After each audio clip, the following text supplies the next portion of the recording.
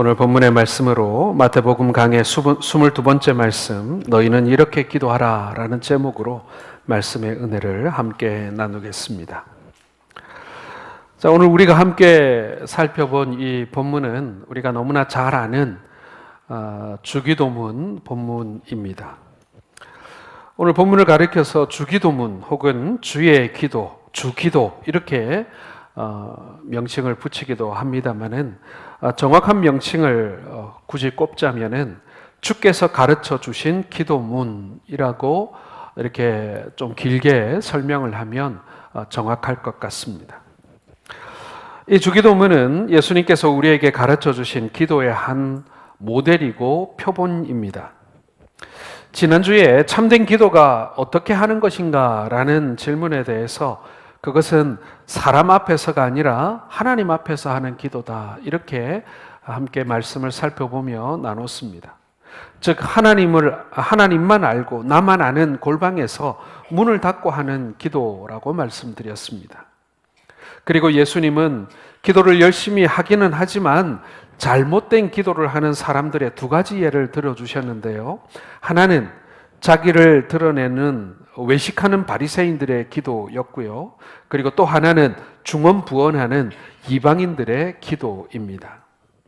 이 두 기도는 공통점이 있는데 바로 우리들의 욕망을 채우기 위한 기도 행위다라고 그렇게 성경은 말씀하고 예수님은 그렇게 지적하셨습니다. 주님은 이런 사람들의 기도를 본받지 말라고 하시면서 그러면은 기도를 어떻게 해야 하는가? 어떤 자세로 기도해야 하고 어떤 내용을 가지고 기도해야 하는가? 그렇게 말씀하시면서 오늘 본문에서 그러므로 너희는 이렇게 기도하라라고 기도의 한 모델을 우리에게 말씀해 주고 계십니다. 그러므로 여러분, 오늘 우리가 함께 읽은 이 주기도문을요, 사실은 주문을 외우듯이 암송하는 데만 그쳐서는 안 되는 것입니다. 사실 오늘날 많은 교인들이 이 주기도문을 아무 의미도 없이 예배의 끝맺음으로 순서에 넣어 사용하는 그런 기도 정도로 생각하곤 합니다. 여러분, 오늘 우리는 이 기도의 한 구절 한 구절을 의미하면서 이 말씀을 올바르게 이해할 수 있기를 바랍니다. 그리고 이것이 얼마나 우리들에게 중요한 것이며 또 많은 내용을 담고 있는지를 함께 살펴보기를 원하는 것입니다. 먼저 우리가 이 주기도문의 본문을 살펴보기 전에 먼저 우리가 기도할 때 어떤 자세로 우리가 기도해야 하는가, 그것을 먼저 한번 살펴보기를 원합니다. 여러분, 우리가 기도할 때는요, 먼저 하나님을 생각하며 기도해야 한다라는 것입니다. 자, 기도는 사람에게 하는 것이 아니라 하나님께 하는 것이기 때문에 우리가 기도할 때 항상 마음을 하나님으로 향해야 한다라는 것입니다. 우리의 마음의 방향이 다른 곳이 아니라 하나님을 올바로 바라보고 지향해야 한다, 그런 뜻입니다. 여러분, 요즘에는 TV 안테나가 굳이 필요 없는 우리가 케이블 TV 시대를 살고 있지만 불과 몇십 년 전만 해도 집집마다 그 TV 안테나가 다 있었습니다. 그런데 수신이 안 좋고 화면이 잘 안 좋으면 어떻게 합니까? 누구 한 사람 밖에 나가서 그 안테나를 잡고 돌려야 됩니다. 그렇죠? 안테나를 살 돌려서 오른쪽으로 돌려보고 왼쪽으로 돌려보다가 집 안에서 잘 나온다! 그러면 이제 딱 거기 고정해야 되는 거예요. 잘 나온다! 그러면 이제 들어가는 거예요. 예, 전파를 잘 받기 위해서는 안테나의 방향이 올바라야 합니다. 그런 것처럼 여러분, 우리의 기도의 방향이 하나님을 향하여 올바르게 향해야만 그것이 비로소 제대로 된 기도라고 할 수 있는 것이죠. 그래서 여러분, 쉬지 말고 기도하라라는 말씀은 뭐냐면요, 쉬지 말고 하나님을 생각하라는 그런 뜻이에요. 우리가 안테나가 하나님을 온전히 향했다가도요, 바람이 불면 이 안테나가 어떻게 됩니까? 이게 돌아갑니다. 오른쪽으로 돌던 왼쪽으로 돌던 이 방향이 흐트러져요. 그러면 또 교정을 해줘야 돼요. 쉬지 말고 기도하라라는 말은요, 우리의 기도의 안테나, 아니 우리의 생각의 방향을 하나님께 날마다 교정하고 맞추는 일들을 해 나가야 한다라는 것입니다. 한 번만 맞춰 놓으면 앞으로 뭐 변함이 없고 뭐 이러면 참 좋겠어요. 그러나 우리가 바쁘지 않습니까? 우리의 인생에 바람이 많아요. 우리의 생각이 복잡해요. 그러다 보니 우리의 기도의 이 방향, 우리의 이 마음의 방향도 사실은 오른쪽으로 돌아가고 왼쪽으로 돌아간단 말이에요. 그래서 쉬지 말고 하나님을 생각하라는 것은 우리의 마음의 안테나를 계속 교정해서 하나님을 올바로 보고 올바로 향할 수 있도록 해야 한다라는 것입니다. 우리가 하나님을 사랑하고 계속 그분을 생각하고 있다면 그것이 곧 기도입니다. 그것이 쉬지 말고 기도할 수 있는, 쉬지 않고 기도할 수 있는 비결인 것이죠. 우리가 쉬지 않고 하나님을 묵상하고 생각하고 나의 모든 이 관심의 방향을 하나님께로 향하고 있으면요, 그것이 곧 기도의 연장이다. 쉬지 않고 하는 기도다. 이렇게 말할 수가 있는 것입니다. 또한 두 번째는요, 여러분, 기도는 배우는 것이라는 거예요. 너희는 이렇게 기도하라라고 오늘 주님께서 말씀하십니다. 이 말씀 속에서 우리는 먼저 기도라는 것이 스스로 깨달아지는 것이 아니라 가르치고 배워야 한다는 사실을 우리는 발견하게 됩니다. 대부분의 사람들이 기도하라고 하면 두려워하고 주저하는 것은요, 기도를 바로 배우지 못했기 때문에 그런 것입니다. 그래서 예수님께서 너희는 이렇게 기도하라라고 하면서 우리에게 기도를 가르쳐 주고 계시는 거예요. 여러분, 말 잘하는 것과 기도 잘하는 것과는 분명 다릅니다. 우리는 누구나 덧셈, 뺄셈, 곱셈, 나눗셈을 할 수 있는 능력을 가지고 있습니다. 그런데 이것을 하려면요, 초등학교에 들어가서 구구단을 외워야 하고 원리와 공식을 배워야 합니다. 그래야 비로소 우리가 가지고 태어난 이 지능을 제대로 사용할 수가 있는 것입니다. 아무리 수학적 능력이 뛰어난 타고난 천재라 할지라도 누군가에게 그 수학에 대해서 배우지 않으면요, 그 능력을 썩혀버리고 마는 것입니다. 이것을 습득한 후에 우리는 한 차원 높은 기도의 자리로 올라가게 되는 것입니다. 기도의 원리와 요령과 내용과 순서를 배우기만 하면 그 후에 우리가 성경을 읽고 성령의 지시도 받고 능력 있는 기도의 자리로 우리가 비로소 나아갈 수 있게 되는 것입니다. 사랑하는 성도 여러분, 우리는 기도에 대해서 얼마나 잘 알고 있으며 또한 그 기도가 우리에게 얼마나 생활화되어 있습니까? 스펄전 목사님도 기도는 기도하기 전까지는 배울 수 없다라는 말을 했습니다. 우리가 기도에 대해서 알고 그리고 그 기도가 어떤 것인가를 우리가 말씀을 통해서 배우고 묵상한 이후에 그것이 우리의 삶을 통해서 체득되어질 때 기도하고 응답받고 기도하고 응답받는 것이 반복되면서 내 삶 위에 그것이 켜켜이 쌓여야만 우리가 비로소 하나님과 동행하는 기도의 능력을 경험하게 되는 것입니다. 기도는 배워야 하지만 그렇다고 해서 이론만으로 되는 것은 아닙니다. 기도는 기도하면서 배워지는 것이죠. 사랑하는 성도 여러분, 하나님을 생각하면서 기도하시고 그리고 우리가 기도를 배우기를 힘쓰시는 우리 성도들 되시기를 주의 이름으로 축원합니다.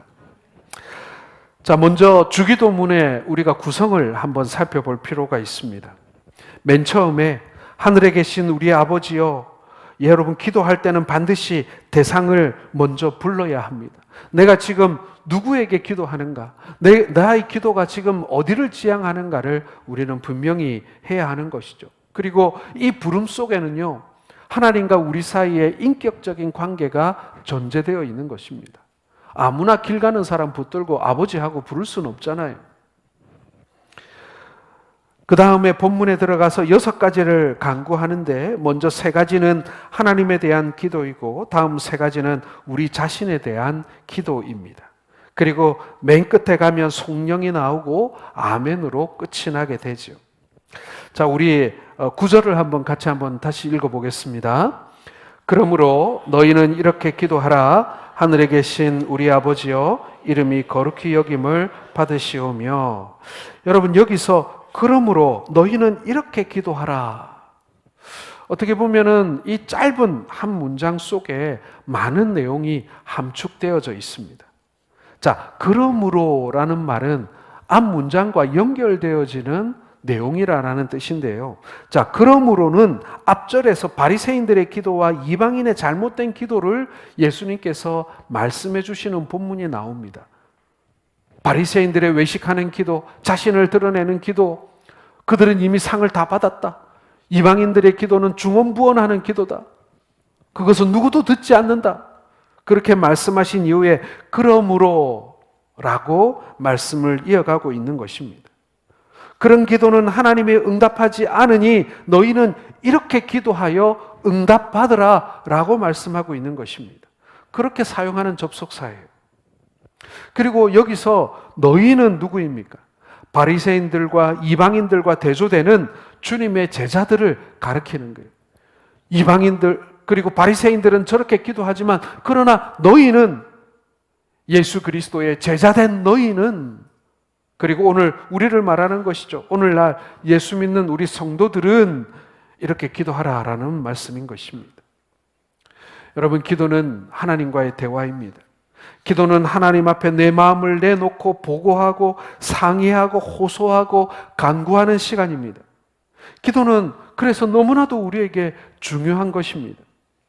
특히 현대인들의 마음속에 쌓여 있는 것들이 많고 하고 싶은 말이 많다고 그런 말을 호소를 많이 하곤 합니다.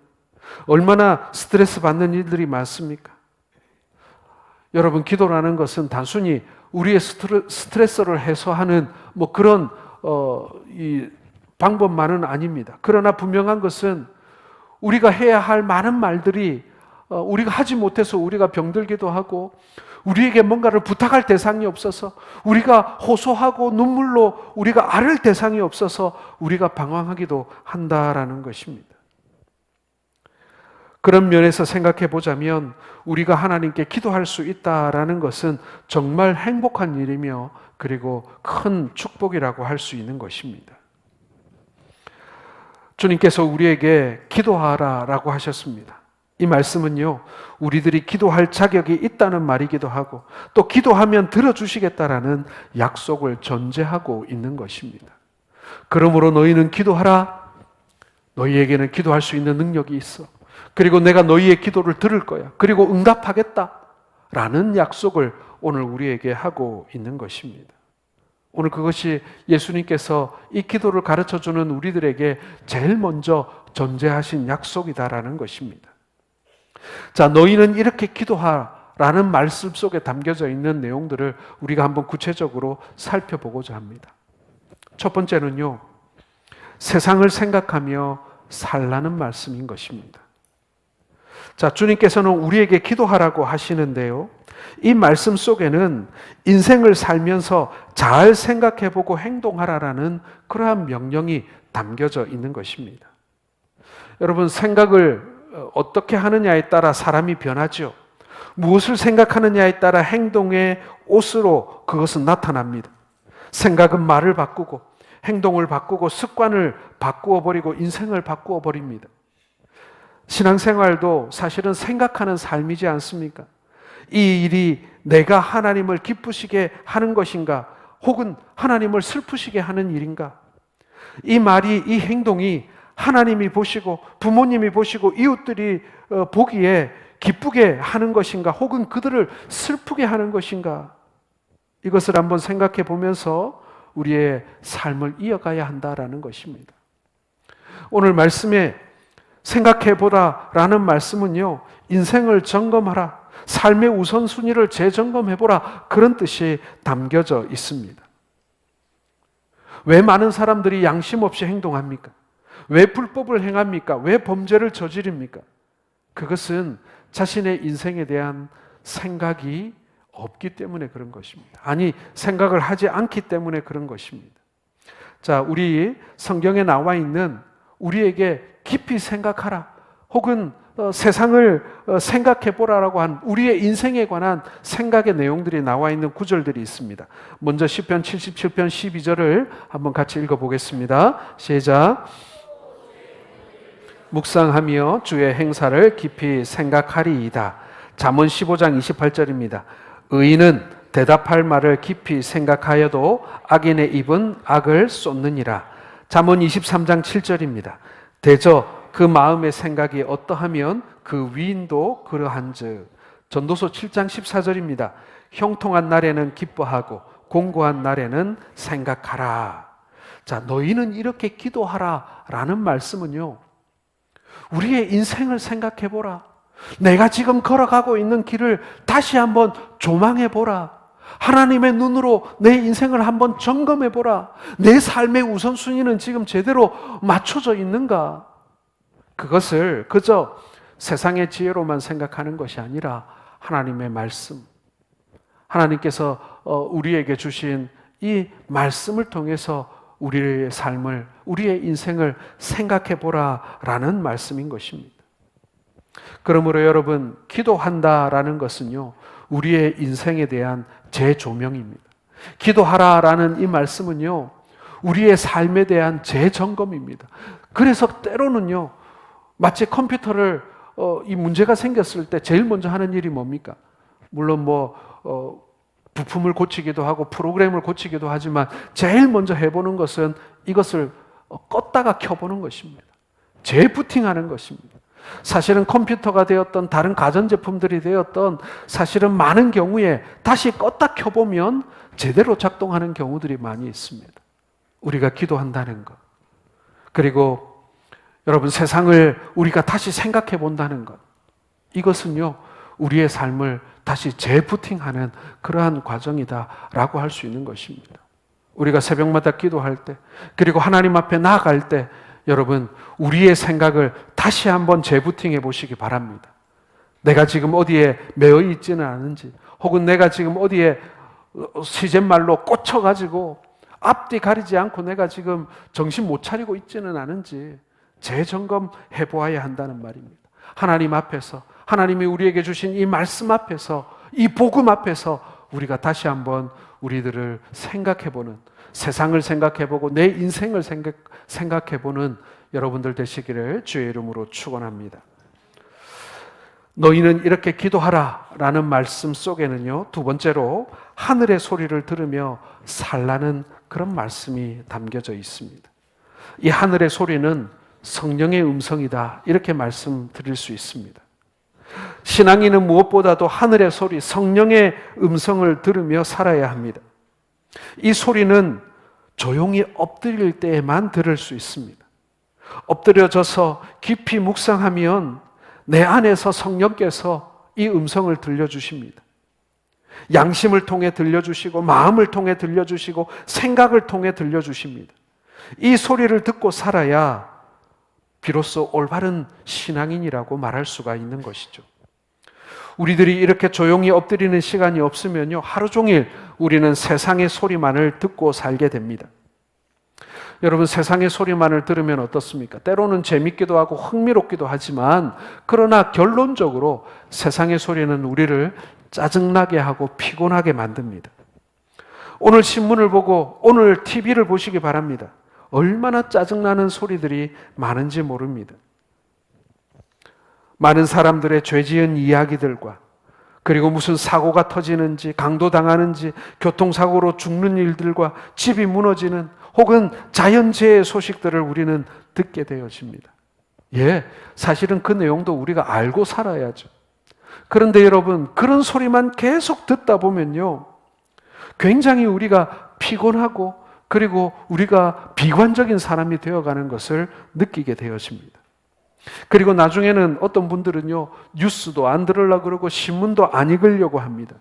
왜 그러냐면 너무 피곤하고 또 너무 짜증나고 그렇다는 거예요. 여러분, 그 신문들과 뉴스들을 보십시오. 거기에 어디에 신앙적인 소리 한마디가 나오고 소망 있는 말 한마디가 나오겠습니까? 사람이 이런 소리만 자꾸 듣게 되면 마음이 삐뚤어지고 결국에는 싸우고 파괴하는 그런 인격을 갖게 되는 것입니다. 세상이 주는 소리에 우리가 매여 있게 되면, 세상이 주는 소리만 듣게 되면요, 그렇게 되어 있습니다. 사람이 마음이 딱딱해지면 얼마나 모질어지는지 몰라요. 우리가 세상에 대해서 잘 안다, 혹은 세상에서 우리가 잘 적응하며 산다는 말은요, 어떻게 보면은 우리가 좀 더 모질어지고 어떻게 보면 더 냉정해지는 그런 길인지도 모르겠습니다. 그러나 여러분, 우리가 주 안에 있게 되면, 성령께서 내게 주시는 그 음성을 듣기 시작하면, 아버지 하나님의 그 음성을 우리가 듣기 시작하면 우리는 또 다른 생을 살게 되는 것입니다. 세상을 닮아가지 않는 것이죠. 예수님을 닮아가게 되는 것입니다.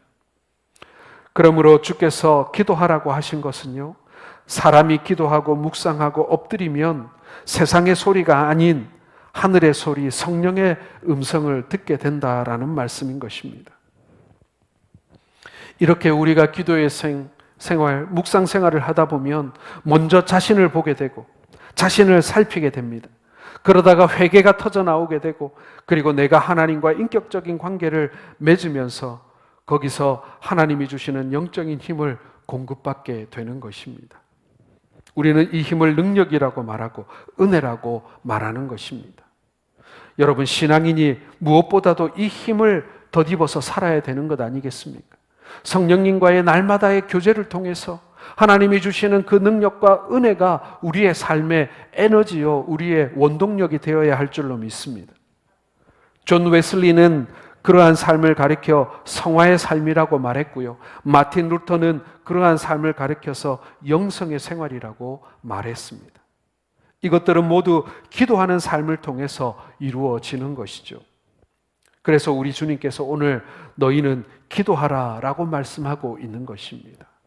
사랑하는 성도 여러분, 우리 주님과 날마다 이 기도로 교제하시길 바랍니다. 그래서 성령께서 우리에게 하시는 그 말씀을 하루도 듣지 못하는 날이 없고 매 순간순간마다 성령의 그 음성을 들으시는 우리 성도들 되시기를 주의 이름으로 축원합니다. 마지막으로 여러분, 오늘 주님께서 기도하라라고 말씀하신 것은요, 하나님과 화목을 위해 기도하라라고 말씀하신 것입니다. 우리에게 있어 가장 큰 축복은요, 하나님과의 관계를 돈독히 하는 것입니다. 그래서 욥기 22장 21절을 한번 같이 읽어보겠습니다. 너는 하나님과 화목하고 평안하라. 그리하면 복이 내게 임하리라. 예, 우리 주님과 친근한 삶은요, 그 자체가 우리에게 복이 되어진다라는 것입니다. 화목이 복이라는 얘기예요. 우리 주님과의 화목도 우리에게 크나큰 복일 수밖에 없습니다. 그리고 더불어서 가정도, 부부 사이도, 형제 간에도, 성도 간에도 이 화목이 최고의 복인 줄 믿으시길 바랍니다. 그런데 이 화목을 유지하려면요, 어떻게 해야 합니까? 우리 인간관계에 있어서도 자주 찾아가야 하고 자주 만나야 합니다. 부모님도 자주 찾아가 뵙지 않으면 부모 자식 간에도 멀어지기 쉽습니다. 자주 찾아가야 관계가 돈독해집니다. 형제도 멀리 떨어져 살면 남만도 못할 때가 있습니다. 어떨 때는 친구가 형제보다 훨씬 좋을 때가 있죠. 이웃이 사촌보다 훨씬 좋습니다. 그것은 가까이 자주 만나고 친교하기 때문인 것입니다. 하나님과도 마찬가지입니다. 하나님도 자주 찾아가지 않으면 우리는 점점 멀어집니다. 여기서 접촉의 중요성이 있는 거예요. 자주 접촉해야만, 자주 만나야만 좋은 관계를 오래 유지할 수 있습니다. 그래서 신앙인은 무엇보다도요, 하나님께 자주 찾아가 그분과 만나야 합니다. 자꾸 만나면 가까워지고 정들고 이해가 깊어지고 사랑을 입게 되는 것입니다. 여러분, 이것이 만남의 복이고 이것이 접촉의 복이고 이것이 교제의 복인 줄 믿으시길 바랍니다. 하나님과 그리고 우리 형제들과 자주 만나고 그리고 깊은 교제로 나가실 수 있기를 바랍니다. 어떤 어머니가 어떤 임산부가 잘못해서 죄를 지어 감옥에 들어가게 됐습니다. 그리고 감옥에서 어린아이를 출산하게 됩니다. 그리고 그 어린아이를 감옥에서 키우게 돼요. 그런 경우들이 왕왕 있다고 합니다. 자, 그런데 여러분, 그 어머니도, 그 아기를 낳은 여인도 감옥에 갇혀있는 죄수의 신분이지만 어린아이는 어떨까요? 어린아이도 감옥에 갇혀있는 것은 마찬가지입니다. 그러나 그 아이에게 중요한 것은 감옥 아니냐, 감옥 밖이냐가 아니죠. 그 아이는 지금 자기를 낳아준 어머니의 품 안에 있는 것입니다. 때로는 우리가 감옥에 갇히는 것과 같은 제한과 두려움과 그런 어려움 속에 우리가 살아가긴 합니다. 어떤 사람은 돈이 감옥이고요. 어떤 사람은 이 몸이 연약한 육체가 감옥일 수 있습니다. 그리고 어떤 사람은 자기가 스스로 만들어 놓은 생각의 감옥 속에 갇혀 있는 사람도 있습니다. 그런데 중요한 것은 무엇입니까? 내가 감옥 안에 있느냐, 감옥 밖에 있느냐가 아니에요. 내가 지금 누구의 품 안에 살고 있는가 하는 것입니다. 비록 이 아기도 감옥에 갇혀 있지만 그러나 어머니 품 안에 있기에 그는 자유로울 수 있는 것이고 행복할 수 있는 것입니다. 여러분, 우리가 인생을 살다 보면 상당히 많은 제약 속에 우리가 살아갑니다. 그러나 우리가 주 안에 있게 될 때, 하나님과 화목하게 될 때, 하나님과 교제하는 삶을 살아가게 될 때 우리는 비로소 사람으로서 그리고 성도로서 그리스도인으로서의 진정한 삶을 살게 되는 것입니다. 그래서 성도는 하나님 앞에서 살아야 합니다. 그 안에 살면서 하나님의 체온을 느끼고 관계를 유지하고 살아가는 것이 우리에게 가장 큰 복임을 여러분 믿으시길 바랍니다. 그래서 주님은 우리에게 당부하시기를 기도하라라고 말씀하시는 것입니다. 그것이 바로 하나님과 가장 가깝게 관계를 이루면서 하나님과 화목하며 사는 방법이기 때문에 그런 것입니다. 사랑하는 성도 여러분, 우리는 얼마나 하나님께 기도하고 있습니까? 그리고 기도하기 위하여 시간을 내고 기도하기 위하여 우리는 노력하며 애쓰고 있습니까? 그것이 여러분 우리의 삶에 얼마나 중요한지, 오늘 예수님께서 우리에게 너희는 그러므로 이렇게 기도하라라고 말씀하신 것은요, 우리에게 그만큼 기도가 중요하고 우리에게 기도가 절실하고, 그리고 주님께서 이 기도를 통하여 오늘 우리에게 말씀하시고 우리와 만나기를 원하시기에 오늘 이 주기도문이라고 하는 이 기도를 우리에게 가르쳐 주면서 너희는 기도해야 해라고 전제하고 있는 것입니다. 이제 다음 주부터 이제 이 주기도문의 한 절 한 절을 우리가 살펴보게 될 텐데요, 중요한 것은 무엇입니까? 우리가 진심을 다하여 그리고 마음의 중심을 들여 하나님을 향하여 기도하지 않으면 사실은 이 많은 내용들, 이렇게 좋은 내용들이 우리에게 무슨 유익이 될 수가 있겠습니까? 오늘 우리가 함께 성찬에 참여하게 되어집니다. 성찬의 이유는요, 우리 주님의 고난과 그리고 우리를 위하여 대속해 주신 그 희생에 우리가 감사하고 또 그것을 기념하는 그것이 바로 성찬입니다. 그 십자가를 생각하는 것이죠. 더불어서 우리는 주와 이 성찬을 통하여 연합하게 됩니다. 주의 살과 주의 피를 우리가 먹고 마심으로 인하여 여러분 우리가 예수 그리스도와 연합하게 되는 것이죠. 바로 기도의 목적과 같은 것입니다. 성찬에 참여하실 때 이제 우리가 날마다 주님 앞에 나아가 주께 기도함으로 우리가 주와 연합하는, 주님과 함께 교제하고 동행하는 우리의 삶이 되기를 간절히 소망하면서 함께 성찬에 참여할 수 있기를 바랍니다. 기도하겠습니다.